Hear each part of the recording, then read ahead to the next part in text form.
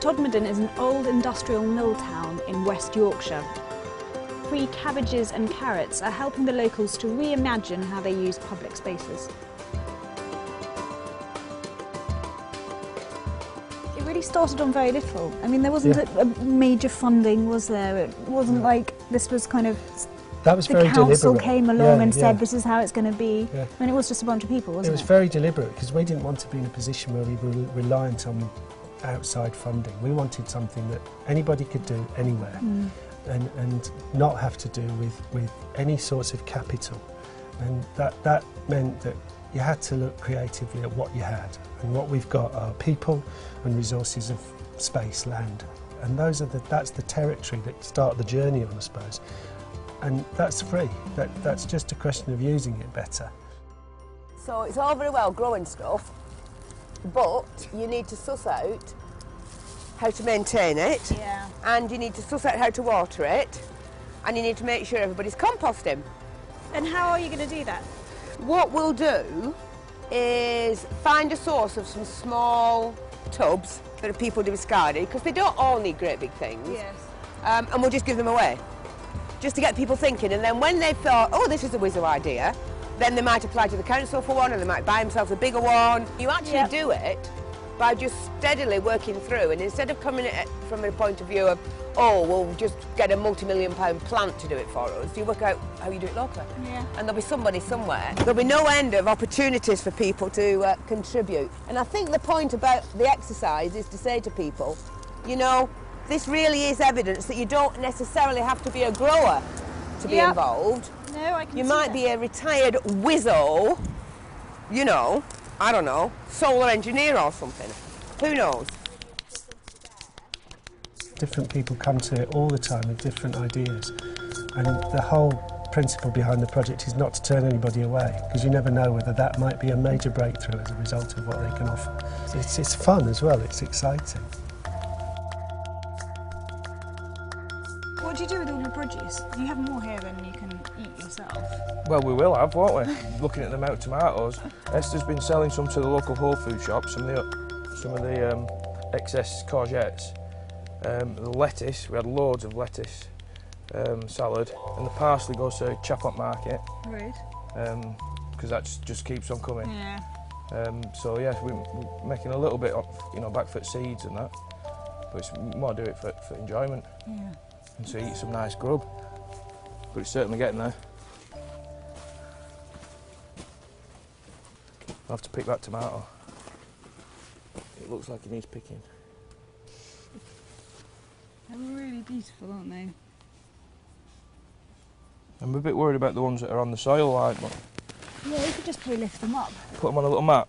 Yeah, I sometimes put them on jam jars. Yeah, so they kind of just sit inside the jam jar. We tried putting a bit of straw underneath them, but the caterpillars seem to like that, and it's got infested with caterpillars. Jam jars or pots. Even a pot, look.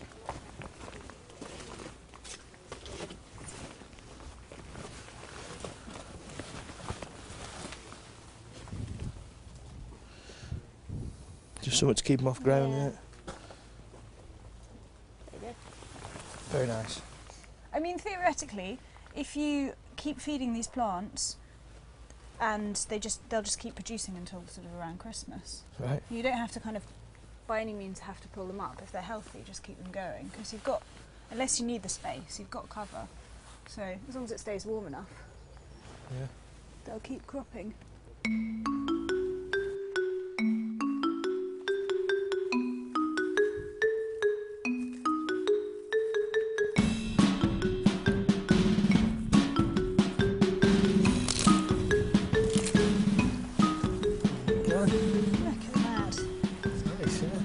What a funny thing to come to a graveyard, come away with a pink cauliflower. The different people have taken on beds and take responsibility for managing them, planting them, keeping them tidy and such like. The spirit of that seems to be quite well managed and people stick to it. There's no form of overseeing of these. We don't run them as incredible edible boxes and keep an eye on them. We just expect and anticipate others will do that. So how did this block come about? Well, it's been here about 3 years, and it's partly because I think of the school having a no playground, so the kids didn't really have anywhere that they could do any growing themselves, and this is the most obvious next part of the land that's available around them. It just happens to be a graveyard. And what were the council like when you first sort of approached them? I mean, is it easy just to go up and say, I want to use this land for something else? No. I mean, people have territory, and I suppose the council, just like every other organisation, wants to make sure that that's not just encroached on and wrecked. And they've got their duty of responsibility to that. But over time, the council got much more interested in it and much more warm to the idea, because we weren't going around trashing the place. We were interested in working with them on this. Well, it's hugely positive, isn't it? It's not about stopping doing something. It's about starting doing something new. And just imagine it differently, Yeah. you know. And I think what we're into in this sort of work isn't all the planting and all that stuff. That's really good, and it's symbolically important, but it's not the core thing. It's about thinking about what we could be, and what our communities could be, and what our business could be, and just how we live on the earth. And that is, I think that's profoundly important, that we really take time to think about that, but we constantly demonstrate as best we can of how we're doing it in our own situations. So, you know, so we grow stuff, so we share it, so we talk about the celebration of it, we have events, we constantly sort of tumble forward into a better future. And I like that idea of experimenting with it. And food is just such a lovely connector to do that with. You know, it's just such a lovely way in.